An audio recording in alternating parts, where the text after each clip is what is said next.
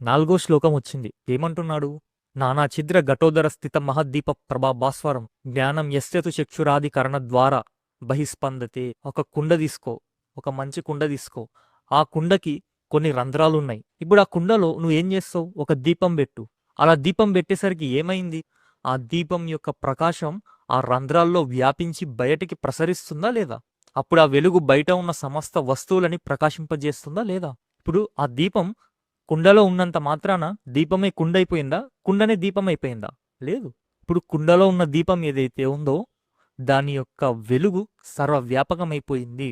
అలా ఎప్పుడైతే వెలుగు సర్వవ్యాపకమైపోయిందో కుండలో వెలుగే, ఆ కుండ రంధ్రాల్లో వెలుగే, కుండ బయట వెలుగే. మనం ప్రీవియస్ వీడియోలో తెలుసుకున్నాం ఆకాశంలో కుండను పెట్టినట్టు అని. ఇప్పుడు అదే విధంగా ఇప్పుడు ఆ దీపంలో వెలుగు అనేది ఉంది. ఆ వెలుగు ఎప్పుడైతే సర్వవ్యాపకం అయిపోయిందో ఆ వెలుగులోనే కదా కుండ అనేది ఉంది. ఆలోచించండి. ఇంతవరకు మనం ఏం చేసాము? కుండలో దీపం పెట్టాం. కానీ ఇప్పుడు కుండలో దీపం కాదు, ఆ దీపంలో ఉన్నటువంటి ప్రకాశం ఏదైతే ఉందో అందులో మనం కుండని తెచ్చిపెట్టాం. ఆ దీపంలో ఉన్న ప్రకాశం ఏమవుతుంది? కుండ రంధ్రాల్లో వ్యాపించింది.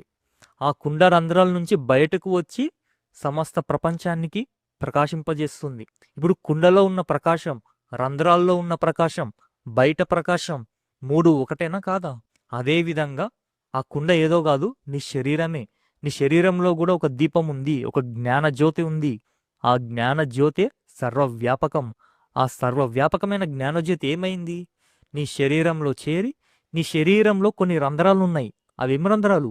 ఇంద్రియాలు, పంచేంద్రియాలు, పంచకర్మేంద్రియాలు, మనస్సు, ప్రాణం, ఇవేమని అనుకో. ఈ శరీరం, సమస్త శరీరం కూడా ఒక కుండ.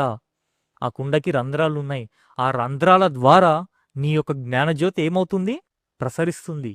అలా ప్రసరించి నువ్వు సమస్త ప్రపంచాన్ని చూస్తున్నావు. నువ్వు కూడా సమస్త ప్రపంచాన్ని ప్రకాశింపజేస్తున్నావు. బయట ఒక వస్తువు ఉందని ఎలా తెలుసుకుంటున్నావు? నీ జ్ఞానజ్యోతి వల్లే కదా. ఈ మైక్ ఉందని ఎలా తెలుసుకుంటున్నావు? నీ జ్ఞానమే చెప్తుంది. ఆ జ్ఞానమే లేకపోతే నీ మనసు పనిచేయదు, నీ ఇంద్రియాలు పనిచేయవు, శరీరం పనిచేయదు, ఏం పనిచేయవు. మనం ఇవన్నీ కూడా కేనోపనిషత్తులో తెలుసుకున్నామా లేదా? ఎవరి శక్తి వల్ల మన శరీరం పనిచేస్తుంది.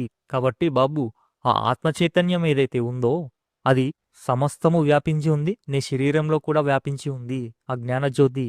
ఆ జ్ఞానజ్యోతే లేకపోతే నీ శరీరం అనేది పనిచేయదు.